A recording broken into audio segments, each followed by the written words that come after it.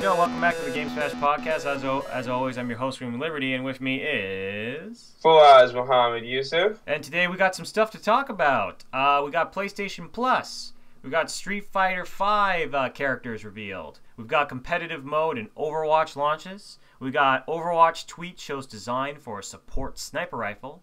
Evolve goes free to play. And the final DLC for XCOM 2 gets detailed. But before we get into that, let's talk about what we played this week. So, also, by the way, we didn't end up doing a podcast last week, mostly because I was out at a cottage, just FYI. So what I ended up doing, though, when I had free time, I played a lot of Tokyo Mirage Session Sharp Fire Emblem, and it's actually a really good game. Like... Oh, really? It actually is really good. Now, I do have to preface this, like, the story, it's not really a serious story. You don't go into this thing taking it seriously. I would say you take this story about as serious as Kill la Kill, if anyone knows what I'm talking about. But that being said... that also means that this game has a lot of awesome action sequences, and this game also has probably one of my favorite JRPG systems I've played so far. Mostly because there is a mechanic in this game called sessions, and what it essentially is that, you know, in the Persona games, like, there's characters that are enemy characters that are weak to certain things, like lightning or wind or whatnot, right? Yeah. So. Yep. If you hit someone with, like, a, who's weak against wind, with a wind attack, it'll go weak on the screen. And you have abilities for all your other characters that essentially it's like weak wind, and they will come in and attack with their axe. Or they'll come in and attack with an ice attack. So what that allows you to do is it allows you to set up combos, essentially. And it's really freaking awesome because eventually you get the ability that you don't actually have to have your main party. You don't have to have members in your main party for them to do stuff. So essentially you can set up a move and everyone in your team will attack at once. And it's so satisfying because... one of the biggest gripes I always have about JRPGs, like, you know that moment where it's like, alright, these are my 3 main people, and I will never use these other people. You know what I mean? Yeah. Like, you just never use them, so they become useless. Whereas I feel in this game, it actually supports the idea of, like, no, you do kind of want to level up everybody equally, and everybody gains experience equally because they're all committing to the fights and whatnot. So... Okay, so even people that aren't in your party are getting XP? Yeah. If they come in to do the combos. And there's abilities to reset combos and stuff like that, which is also really cool. But yeah, it's a really fun game. I also had a kind of funny moment where I was like, man, I'm having fun. And then I looked up, I was looking up a walkthrough to try and find an item. And then I realized, wow, I'm a lot closer to the end of the game than I thought I was. Which isn't bad necessarily. Like it's just weird because SMT games, Shin Megami Tensei games, are usually nefariously long, right? You know, like Persona. Yeah. There was an SMT game I played where I never even beat it because it was so long. And it's fascinating that I'm like, well, this game's a lot shorter. But overall, I think it's a lot of fun. It's probably the best Wii U game I have at the moment. Oh, okay. So you take that with a grain of salt, though, because there's not a whole lot on the Wii U. Yeah, I didn't want to be that guy kicking him out while he was down. But, but yeah. Okay, that's pretty cool. But yeah, that's basically what I played this week. What about you, Fawaz? Yeah, for me, it's been weird because I remember how I finished The Witcher. And then I was playing a bit of Overwatch because I was trying to hit level 100. Yeah. And I finally did that, so I prestiged, quote unquote. Hey. And I've pretty much just been playing a little bit more of Overwatch. I'm trying to look for something else to kind of fill my time now that The Witcher's kind of done. But yeah, I was playing a little more of Overwatch, just trying to learn some more characters, testing out McCree, because yeah, the nerfs finally came through on consoles. We're gonna get into this in more detail later on in the podcast. But yeah, just Hmm. testing out McCree to see if he really, if to see just how bad the nerf was, and yeah, that's pretty much all I've been playing. Oh, okay, Yeah, cool but stuff. All right, do you want to get into some news? yeah, let's get into some news. Okay, so PlayStation Plus and Games with Gold. Sony and Microsoft announced their free games lineups for the month of July. Yep. With Xbox, they get Banner Saga 2, Okay. Tumblestone, Rainbow Six Vegas 2, Hmm. and Tron Evolution. Rainbow Six Vegas 2 is also backwards compatible. Yep. So, so sorry, is playable on the Xbox One, and so is Tron Evolution. But I don't think that game is very good, so that Yeah. doesn't actually matter. Not a bad month. Hmm. Banner Saga 2, I've heard a lot of good stuff about it. It's like a Yeah. tactical RPG type game with a It's really it's nice art style. it's kind of like a tactical RPG game. It's very similar to Oregon Trail, from what people have told me, just more in depth. Mm. Um, But the other game that the Rainbow Six Vegas 2, I was like, yeah, Rainbow Six Vegas 2 is a very nice pickup for Xbox One owners. It's I mean, was it really Rainbow Six Vegas 2 that we played? yeah, that's the game that we played. Yeah, Yeah. That was literally, that's the first video. That's the first Game Smash video ever. yeah, pretty much, or at least one of the Yeah. first. I think it was the first Uh, quick look. yeah, it was the first quick look we ever made. So yeah, go pick up Rainbow Six Vegas 2. It's a lot of fun. Hard. It is hard as nails. Good God. If there was one thing I learned from that quick look, it was that this game does not mess around. Yep. But yeah, not a bad month for the Xbox One. I don't know what this Tumblestone is, so I'm not even going to bother. The PS4, however, not to be outdone, Sony announced Saints Row: Got Out of Hell, Hmm. which is like a standalone expansion for Saints Yeah, Row 4, if it's I'm not basically mistaken. like it's the Blood Dragon to Saints Row, essentially. Okay. Yeah, and then they also announced Fury, which is a very interesting game. It's Yeah. like a mix between bullet hell shooter and a hack and slash. It's an indie game, Hmm. but it's actually brand new. It just came out. So It so looks really shout out. it looks really interesting. Yeah, it looks very interesting. Then the PS3 gets Call of Juarez. I probably pronounced that wrong. Hmm. Bound in Blood. Fat Princess, which is a really cool what's this thing called? Tactical It's like a multiplayer game shooter. essentially. Yeah, Yeah, yeah, it is kind of like a shooter. I've played it before. yeah. It actually is a lot of fun. Yeah, it's a class-based multiplayer game. And then we got Oroshike, Tainted Bloodlines. Oh, wait a minute. Yeah, I know this game. I'm actually picked that up for my Vita. And Prince of Yeah. Persia Revelations. Finally, we get a little bit extra this month. I'm just going to read the quotes. As an added benefit this month, PlayStation Plus members get early access to Paragon before it hits open beta on August 16th. Paragon is a new mobile from legendary developer Epic Games. Yep. Besides getting to play the game before it hits open beta, you will also receive a starter pack that includes 3 master challenges for heroes, gadgets, Murdoch, and Rampage to unlock skins, XP boosts, emotes, tech slots, and more. A $40 value. But wait, make sure you take advantage of this huge head start with a constantly expanding blah blah blah blah blah. Blah The blah rest of blah that blah doesn't blah. matter. But yeah, not a bad month for both games. For both consoles. This is Yeah, this is a pretty Got solid Out, Got month. Out of Hell is not the full Saints Row game, but it's I mean, like the last standalone expansion we got was First Light for Infamous, Yeah, and I yeah. put a bunch of hours into that game when it came out. So yeah, I'm definitely gonna give Got Out of Hell Hmm. a look.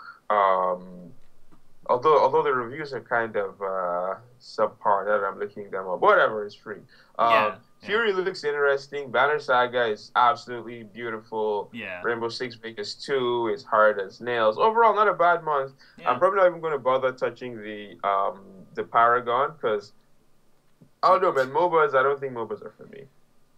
Yeah, well, it's for me. It's kind of like, well, it's kind of like at this point my console MOBA, well not even MOBA, but my console game that I played like that would be Overwatch anyway. You know what I mean?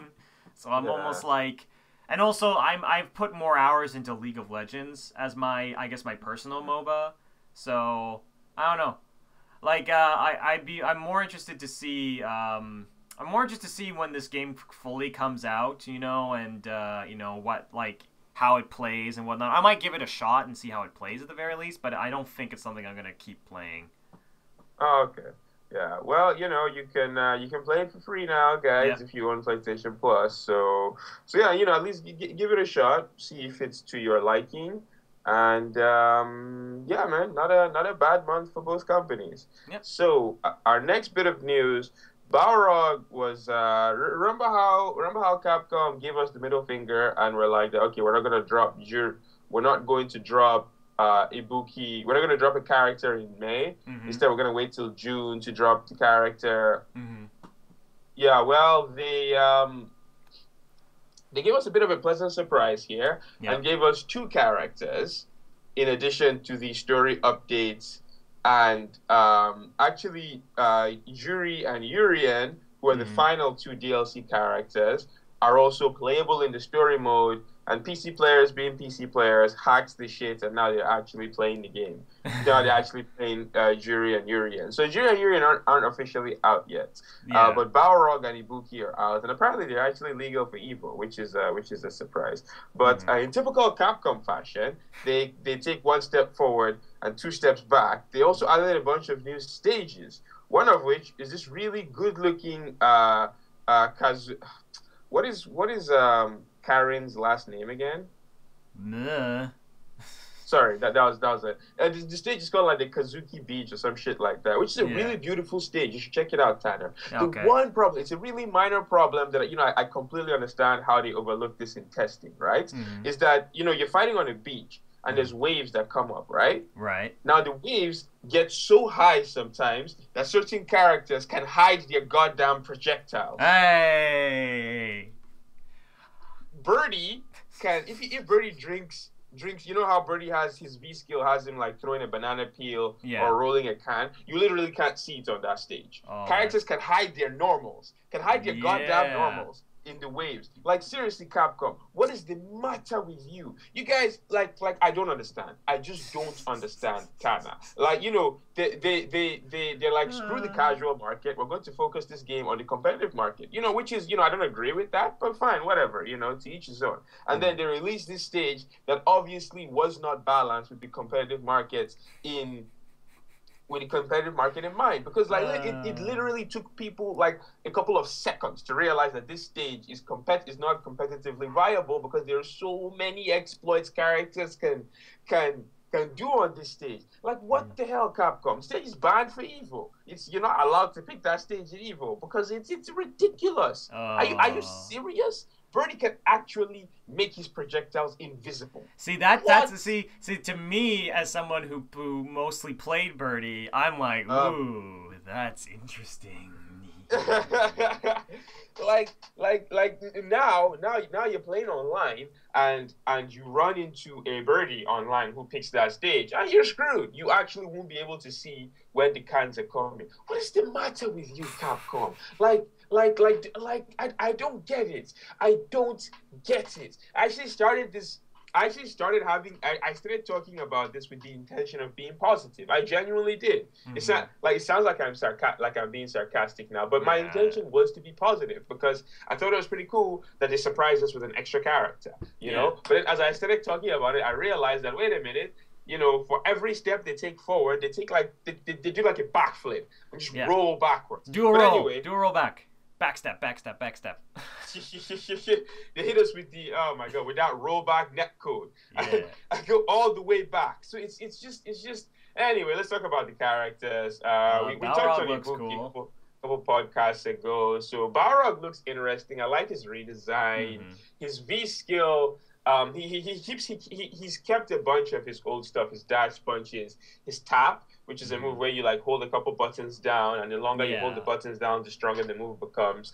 His V skill, it's it's weird. I don't really understand it, so I'm just gonna skip it. His V trigger is very similar to Bison's, where it allows him to chain his rush punches together, and it completely removes the charge time required to do them.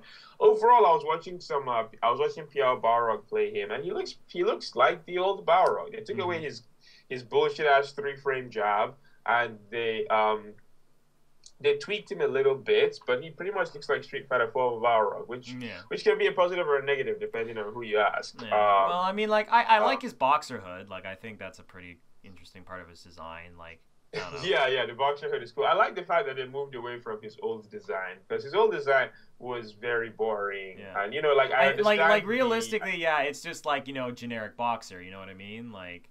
Yeah. Like, and that's why I'm kind of like, you know what? I actually think having the boxer hood makes a big difference. Like, as far as like a design. I completely agree. I completely agree. I really like his visual design. So, you were saying? I was gonna say also they teased freaking Yuri Han and Yuri Han. I was waiting. I did. Tata just couldn't. I couldn't resist. I've been waiting for Yuri Han so long. Why do you call her Yuri Han? You told me I was wrong before. No, it's the Han. I'm curious. Why do you say the Han? Han. I don't know. Okay. Yeah, sorry. I am not. I know a base level, but I really like her. So how would you pronounce Almighty Fawaz? Her name. No, I'm not even trying to be condescending. Because her name is... No. Yes, you are. Because literally before the podcast started, I may have said her name wrong. And then you're like, why are you saying it like that? No, say it this way. And I fix it before the podcast. And then you're like, well, why are you saying it this way now? It's like, what the hell? What do you want me to do? No, it's not the pronunciation that I was focusing on. It's the Han that you say. Is that her last name? Yes. You see, that was all I was asking, because I didn't know what her last name was. So when you were like Juri Han, I was like, why are you saying the Han? But I guess you thought I thought you were saying that I was pronouncing it wrong. First name wrong. Anyway, beside the point, she's awesome, and she finally got revealed. So yay. I'm sorry, Tanner. I was just confused. Forgive me. But yeah, she looks pretty cool. Her feet are large. Oh my god. Yeah. But gameplay wise, because she's not officially revealed yet, so finding info about her like V trigger and V skill was a pain in the ass. I'm just gonna say. However, her V skill is like her I don't know if you remember in Street Fighter 4, but she had this parry where she'd like taunt you, and then when you attacked her, she'd be able to teleport through you. Yeah, I remember that. Oh, okay, cool. Well, it's not exactly that. It's just the teleport part. She can't. It doesn't look like it has any guard point on it, so she can just teleport through. I think she does like a little kick. I don't know if it has multiple follow-ups, and like I said, like I'm figuring this stuff out on the fly, and it's a pain in the ass. Her V-trigger, however, I'm pretty sure everyone knew what her V-trigger was going to be the second she was announced. Feng Shui engine, there was really nothing else they could have picked for her V-trigger. It's really cool. Her eye starts to glow. Well, her eye patch starts to glow when she activates her V-trigger. And it's pretty much exactly like it was in Street Fighter 4. It allows her to chain all of her normals together and do a bunch of really cool, crazy combos. So yeah, that's pretty cool. They took away her ability. Okay, I might be wrong on this because, like I said, I only watched like gameplay. But from the gameplay I saw, it looked like she can't store fireballs anymore, which is really disappointing. That was an aspect of her design I really liked a lot in Street Fighter 4. But overall, she looks cool. She looks pretty cool. I can't lie. These new characters actually got me thinking, maybe I should get back into Street Fighter 5. And then they revealed the beach stage, and I was like, you see, this right here is why I'll never get back into Street Fighter 5.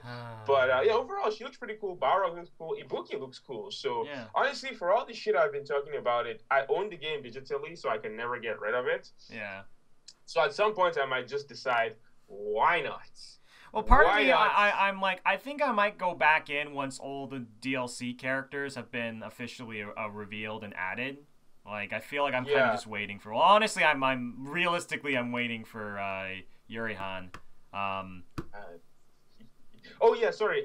Before we actually Yuri Han Yuri actually Yuri got announced as well. He wasn't officially announced, but like I said, PC players hacked the game, so they were playing him. Yeah. So Yuri, and similar to Juri, everyone knew exactly what his B trigger was going to be from the moment he was announced. Mm-hmm. His Aegis Reflector, which was his trademark move from Street Fighter 3. For those that don't know, his Aegis Reflector was like a mirror. He'd throw up this little wall, and he could put it either behind the person, in front of the person, and it allowed him to do some really, really nasty mix-ups and setups and some unblockables actually. Yeah. So yeah, they brought it back. That's pretty cool. His overall, like, there was even less information on him, so I can't even begin to fathom what his V skill is. Right. One interesting thing about Yuri is that he finally decided to put some clothes on. Yeah, that was surprised me when I saw him. I was like, really? That's him? Where's the banana hammock? Like, I know, right? I think it's gonna be one of his alternate costumes. Yeah. I saw a picture of him in the banana hammock, but I don't know if it was a PC mod or if it was actually his alternate costume. I'm gonna go with the latter. He looks pretty cool. He looks interesting. He's probably the character I'm most excited about. Oh, yeah. So maybe when he launches, I'll get back into the game and I'll give him a try. He looks. I do like his new costume, the suit. Because in the old game, one of my friends was joking because Street Fighter 5 is set before Street Fighter 3, right? Yeah. So in Street Fighter 3, Yurian's at the start of the match, he showed up in the suit, but he'd burn it. He'd set himself on fire and the suit would burn off, and then he'd just be in the banana hammock. So my friend was joking that Yurian's organization isn't rich yet, so they can't really afford to have him burning so many suits. That's pretty good. That's why he doesn't have the banana hammock. I will totally stand by that lore. But yeah, you know what? Like, I'll give Capcom a little bit of credit. The new characters look very interesting and unique. They all bring something unique and different to the game. And I think once July comes along and the final characters have been added and a bunch of other things have been tweaked around the game, it'll be a much better game. And like I keep saying, I can't get rid of the game. So I might, as spiteful as I am and as much as I hate the game, I'm also a very cheap guy, and I like to get value for money. Yeah, exactly. So I'm going to go back to the game just for the fact that I spent $80 on this game, and I'm going to get my $80 of value one way or another. One little tidbit is that this is like a small piece of information that actually just got announced.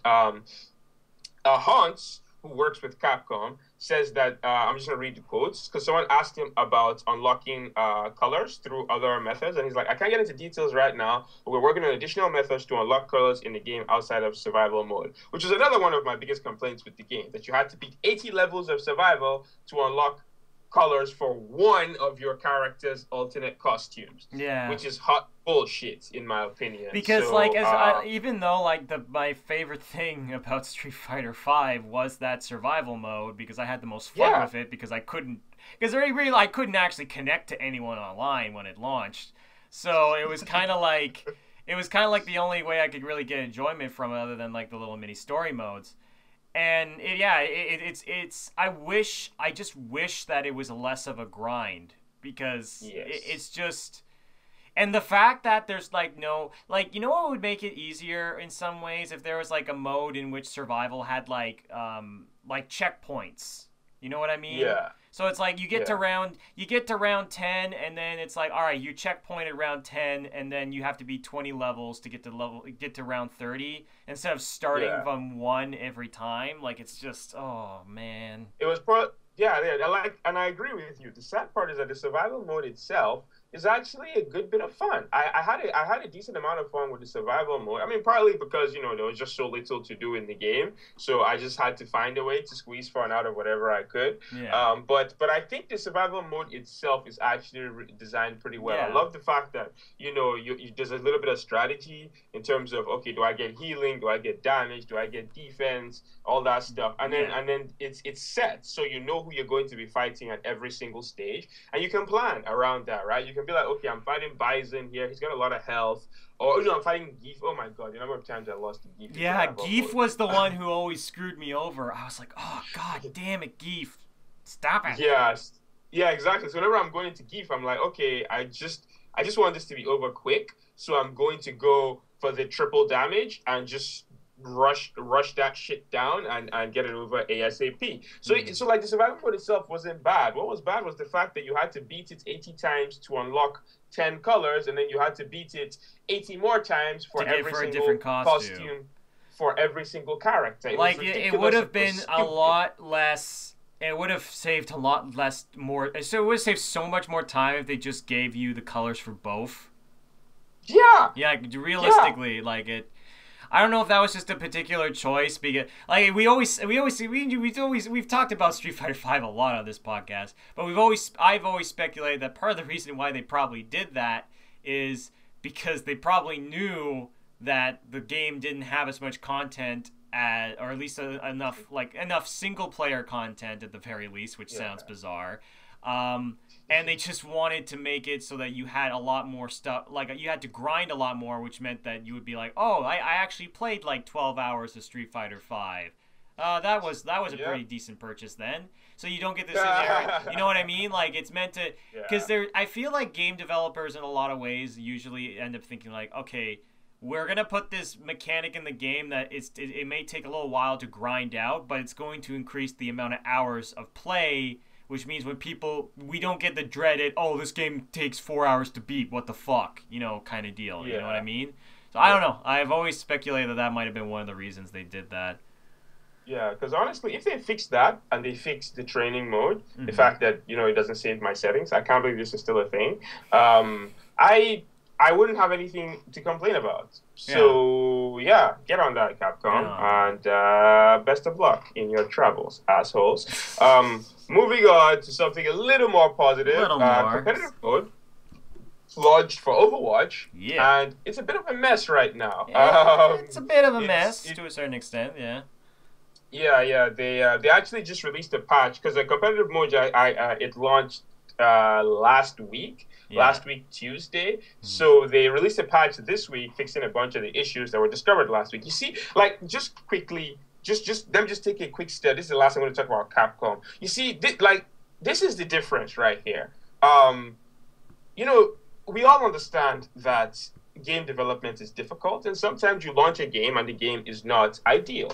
But Overwatch was launched, competitive mode was launched last week. People were like, we don't like this, we don't like this, we don't like that. This week, they released a patch to fix a bunch of the issues that people complained about. But anyway, before I digress. So how competitive mode works is that you play 10 placement matches. Yep. And then based on your win-loss record, it will give you like your starting rank, and then you pretty much play, and wins increase your rank and losses reduce your rank.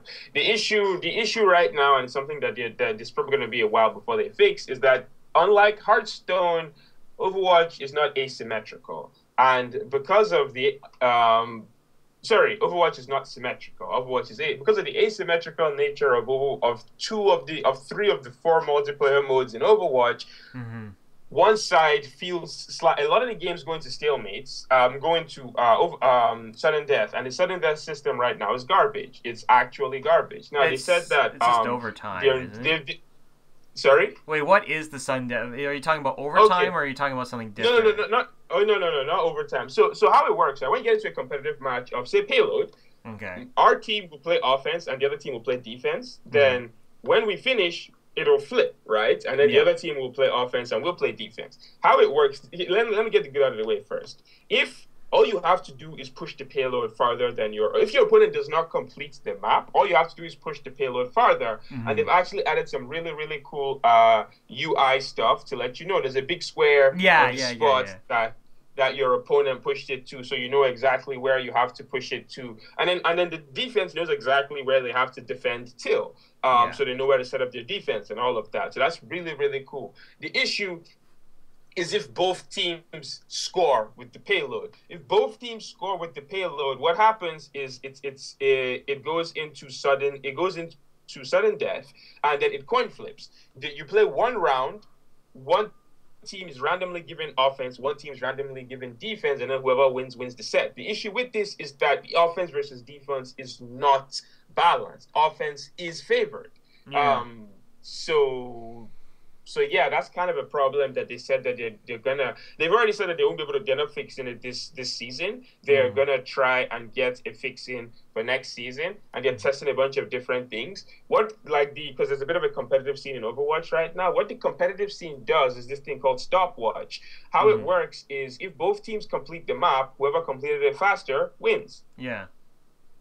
Which is very simple, and it's right now considered the best way to judge this kind of stuff. However, Blizzard, for some odd reason, are really, really opposed to stopwatch, so they just do not want to use it. So, I don't know. We'll see. Well, like it's sort of like one of those things where it's like, yeah, it's probably gonna get tweaked and changed around until they find like a good system for it.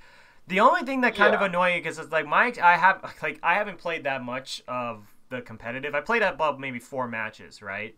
Because mostly because I only had like so much free time, and 2, most of my free time went to Tokyo. Yes. But the thing that I did notice that was kind of annoying was, one, I was hoping that there would be more people with mics in competitive, and that was still not the case. So that was a little bit annoying. And the also thing that's also very annoying is that because like it's a competitive mode, when somebody leaves, they're gone. So you're down a player. Now, what they do to give you some credence is that, okay, look, somebody just left. We're not gonna fault you if you leave. Like you won't get like you won't get like penalized for leaving if you're like the second person to leave. Because at that point, it's like you're winning a losing battle. Like, you know what I mean? So, I don't know if that's exclusive for the placements. Because then No. Sorry, finish. Oh, sorry, what were you going to say?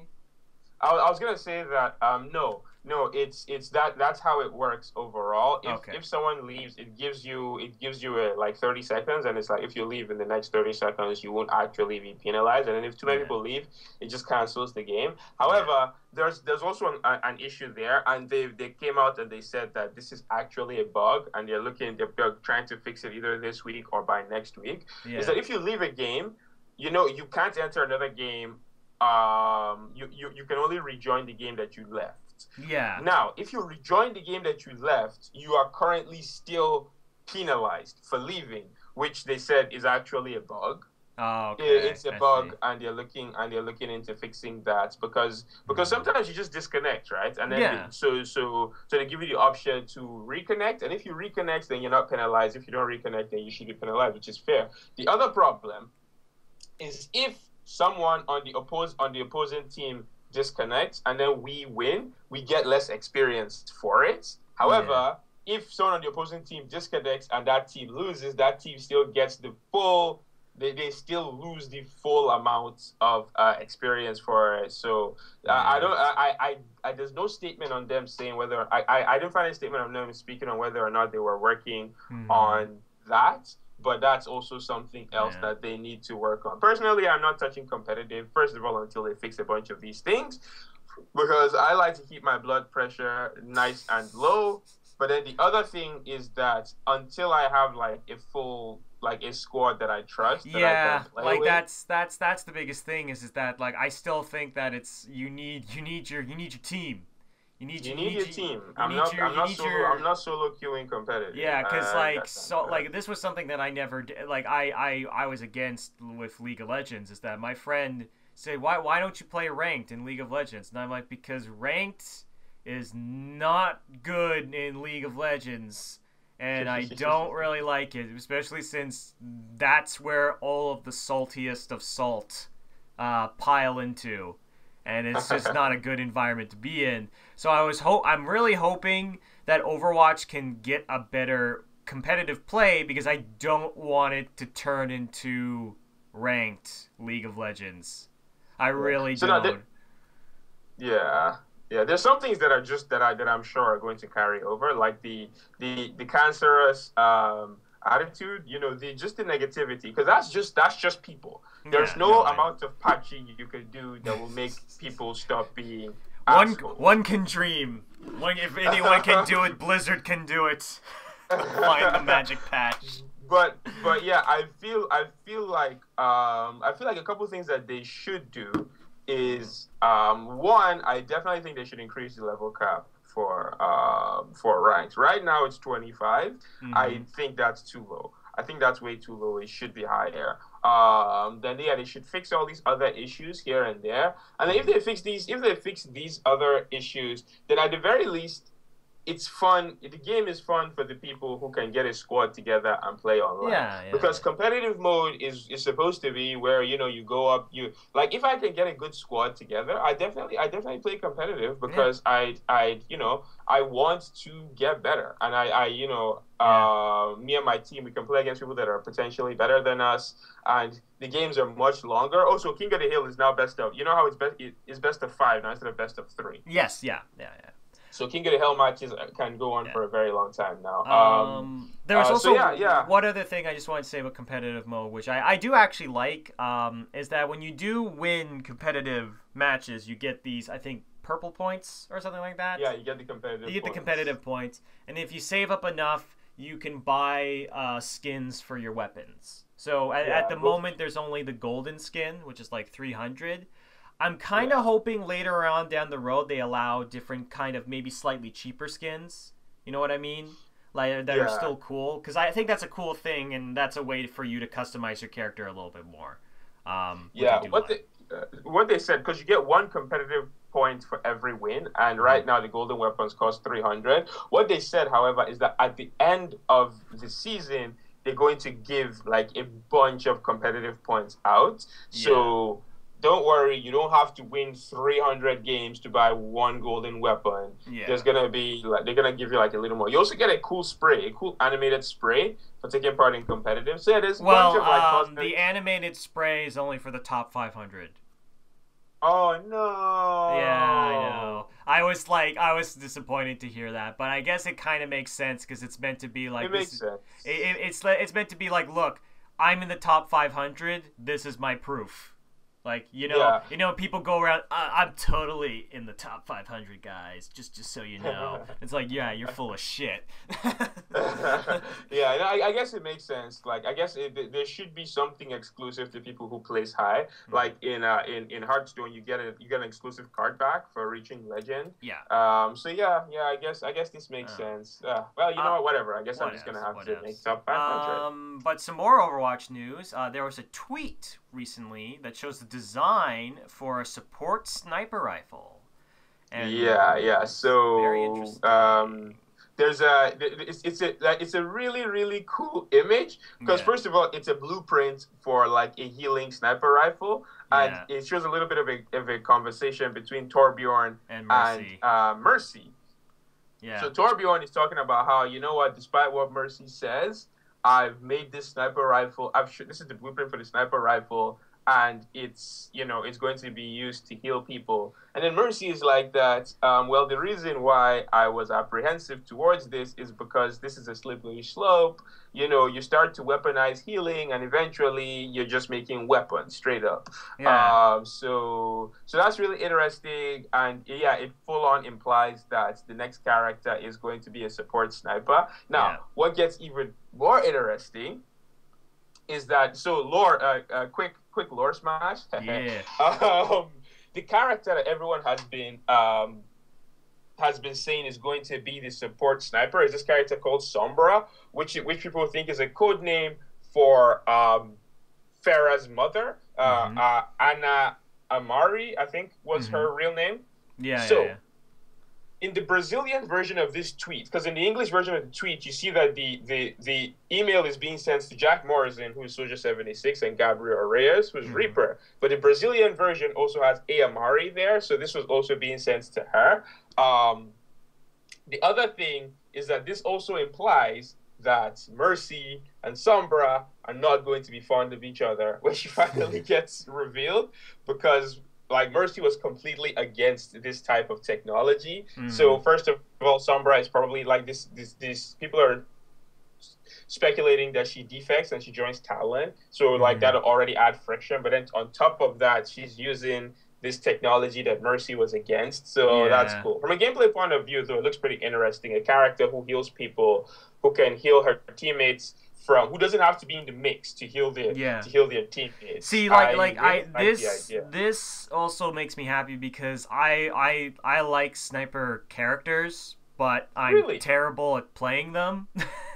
I know. Sorry to disappoint you, but it's like I do like sniper characters in general. It's just I feel like I would actually be able to play a character like this more effectively than Widowmaker because I am a very terrible Widowmaker. That is for certain. Don't worry, most of PSN is terrible at Widowmaker. Yeah. You're either like really shit or you're really freaking good.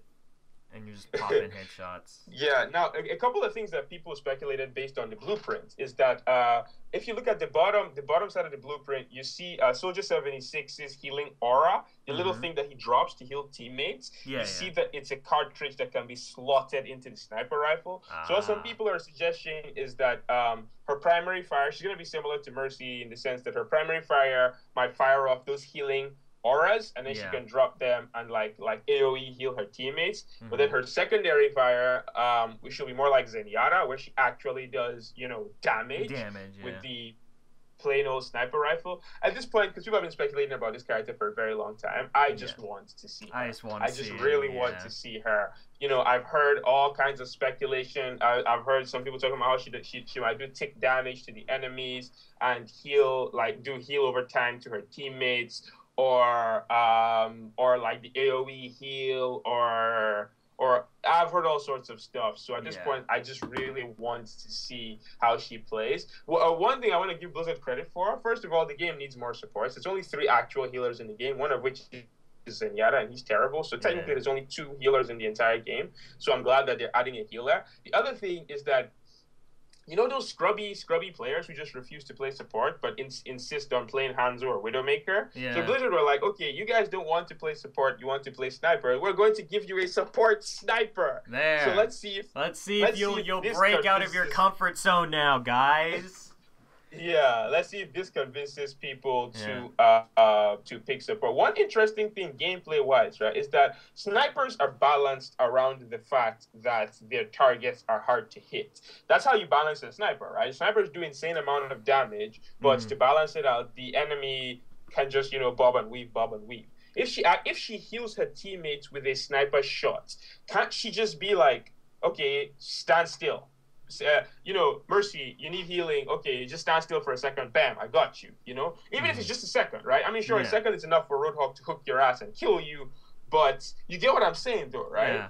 Well, I think it will be interesting because, I'm trying to imagine it's like, all right, I'm going to play Sombra, and my teammates are great. They are a bunch of Tracers and Genjis, and they will be flying all over the map, and I will not be able to heal them because I will not be able to hit them. But that would be freaking hilarious. That would be pretty hilarious. But see, that's an interesting point you bring up, because I feel like that down the line, because right now the hero pool is not very big, right? But I feel like down the line, certain tanks and certain supports will be better suited with certain characters. Because like right now, if you have a Tracer and a Genji on your team, Mercy is a terrible support for those characters because Tracer and Genji are in the back lines and Mercy does not want to be in the back lines. So you have like a Zenyatta instead, back when Zenyatta wasn't terrible. Back when Zenyatta wasn't bad, if you had a Tracer and a Genji on your team, Zenyatta was who you picked. However, if you had like a Reinhardt and a Roadhog and slower characters like that with bigger health pools, you picked Mercy. If you had if you were fighting in like an arena type area, you picked Lucio. Yeah, so like I feel like I feel like that'd be a really cool thing if down the line you can get stuff like that where certain heroes pair better with certain supports and certain tanks, and it'll help like diversify the team compositions. So yeah, I'm really excited to see where they go. Hopefully this tweet implies that that this time next week we'll be talking about Sombra gameplay, because I'm really just tired of speculating, and I really just want to see what Sombra's all about. I want my support sniper. Give me my support sniper. Yeah. Um, Yeah. our other piece of news we got, Evolve, everyone's favorite game, Evolve, uh, Everyone's favorite game. is going free to play for the PC. So this is Yeah. interesting. So this is really funny in hindsight because when Evolve was announced, everyone was like, "This game should be free to play." Yeah. And well, a year and a couple months later, they were like, "Well, I guess you guys were right." It's funny. They released a really cool statement, and it was a very, very honest statement. They like when I started reading the statement, I was rolling my eyes at first because it was full of like PR bullshit. It was talking about, when Evolve was announced, it won 65 nominations at E3, and it was the first game to win Game of Show at both E3 and Gamescom. I'm like, okay, you guys are just full of shit right now. Okay. Yeah. However, there's a paragraph, and I'm gonna quote it really quick. They were like, then when Evolve launched, the reception wasn't what we expected. Sure, there was some good reviews. There were also bad reviews. Yes, there was excitement. There was also disappointment for players and for us. The DLC shitstorm hit full force and washed away people's enthusiasm, dragging us further and further from that first magical pick up and play experience. We want that magic back, and we aim to make it happen. We've made a lot of changes, improvements, and additions to Evolve over the past years, and we've got a lot more coming. In short, we're giving this game a vigorous overhaul.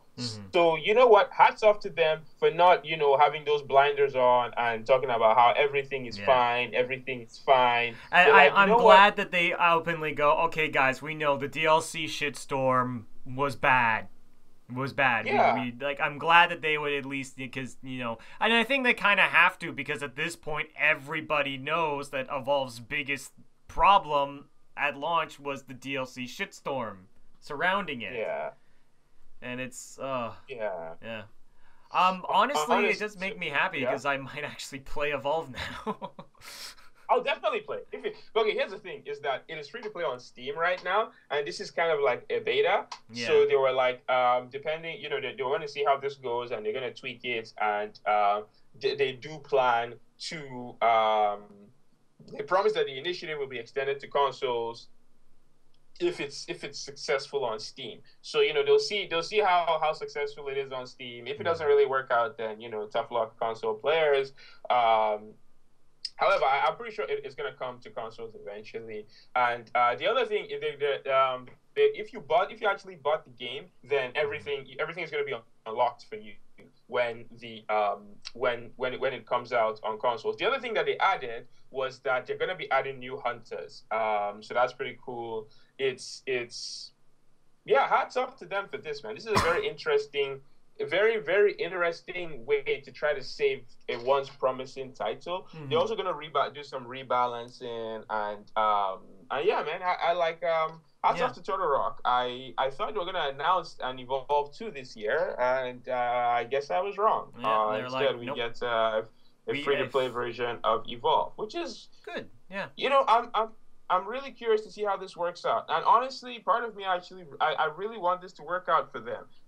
Yeah, because it's like they have potential to make even greater stuff down the line.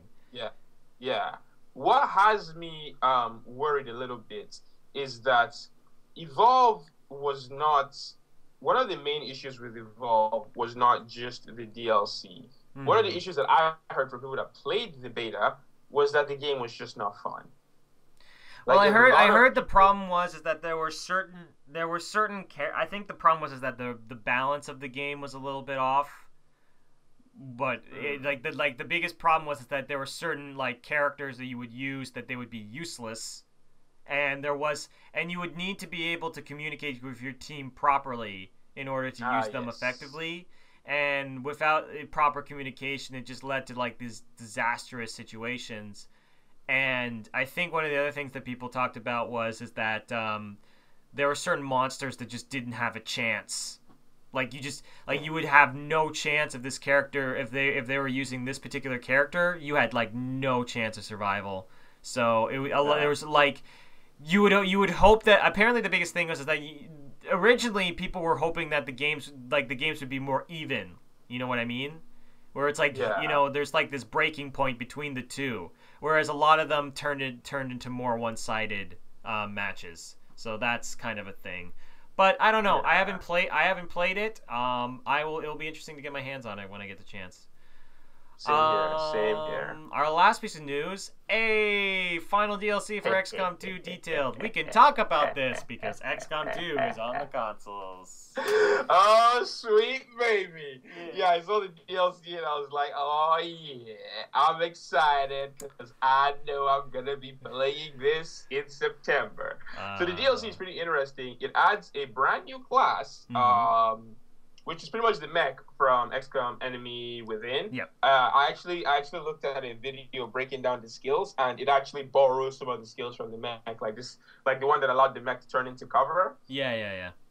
That's coming back to turn to full cover, and there's a couple of others. It also borrows some other elements of the mech. You know, it can't get poisoned, it can't suffer burning, it can't panic, but it also can't be healed. You have to create specific. You can't heal it the way you heal irregular. Like you human, can't use which, a med. makes You perfect can't use a sense. med kit. You have to use a like a special type of healing thing or whatnot. Yep. But overall, yeah, man, the DLC looks pretty darn interesting. Very It has a interesting. little bit of story. It's called Shen's Last Gift, which makes me kind of sad. Yeah. But yeah, you know, I love DLC like this that not only adds, you know, extra story content, but also adds stuff that encourages you to replay the old sections again. Yes. Because, you know, something like this would convince someone like you, for example, to start a brand new game. Okay, Yeah, start a brand new yeah. game and build a squad using some of these mechs now instead of just whatever I built my squad with before. Like, realistically, I ended up doing that with the other DLC, the Alien Hunters. I restarted a new campaign, you know, got my group. It was actually really fun. I don't know if I ever emphasized this, but the character pool was also really good because the character pool mechanic in XCOM 2 is that you can save certain soldiers in your other stories to a character pool so that when you start a new story, they can be recruited. So it was really cool to be like, all right, round 2, and I'm using the same characters I used from my first playthrough, but they have different roles now. Oh, okay. So I really like that. I think that's a really neat feature. The one thing, there's two things that I thought was kind of funny about this one. Okay, one is that the robot design, like the Mark IV, there's this cheesy kids movie called Short Circuit, and the robot looks very similar to it. And I had a laugh at that because it was really hard for me to get hyped when all I could see was this cheesy robot. I know it's hard. I know it's hard to describe, but for those who know Short Circuit, I think they know what I'm talking about. But it was kind of hilarious.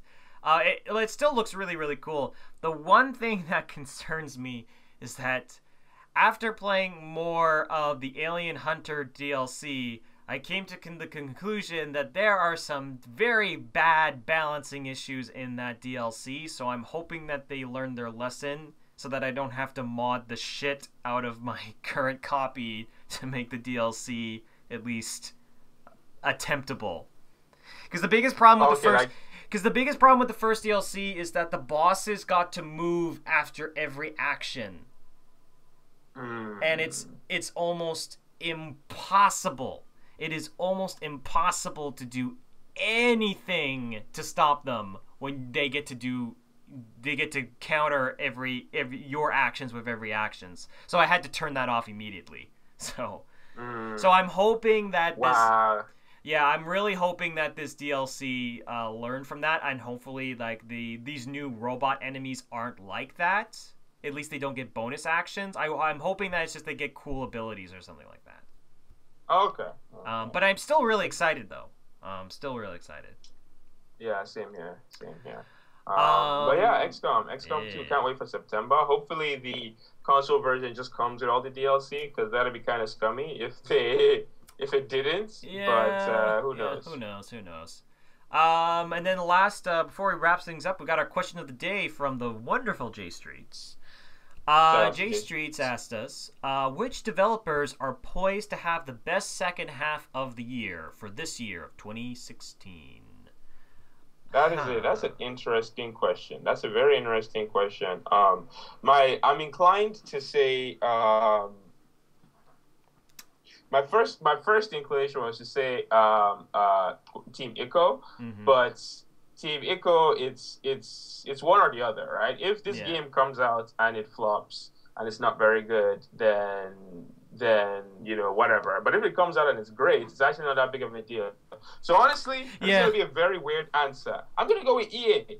Yeah, you know what? I was thinking that too, because EA not only has Battlefield 1 coming out in the last half, it also has Titanfall 2 coming out in the last half. Yeah. And if those two games come out and they kick ass, then that's gonna be a lot of money for EA.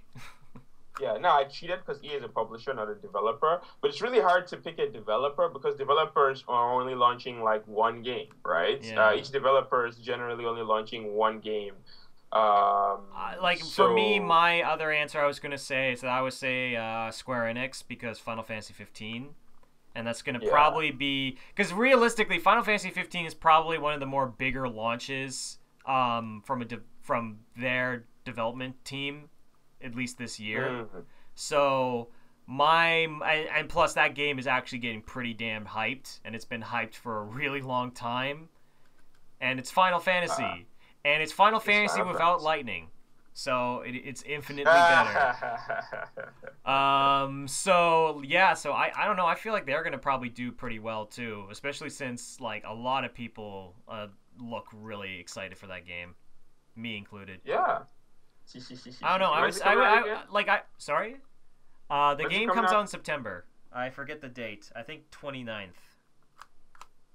Okay. So that's my guess, at least. I think either, I know it's cheating, but either the people developing the EA games, or Square Enix. That's my answer at the very least. Okay, so now my last answer. Sorry, I keep hopping all over the place. I'll go with CD Projekt Red. Now this is giving them the award for the entire year, not just for the end of the year, because they're gonna have Gwent coming out towards the end of the year, which I think is actually gonna be a big deal. You know, collectible card games are pretty big right now, and Witcher 3 is really big right now. Also, it also makes sense because there's gonna be a Game of the Year version of Witcher 3 coming out.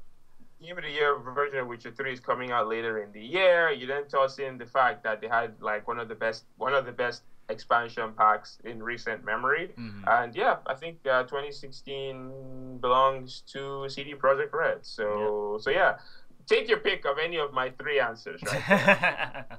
That's basically what we got.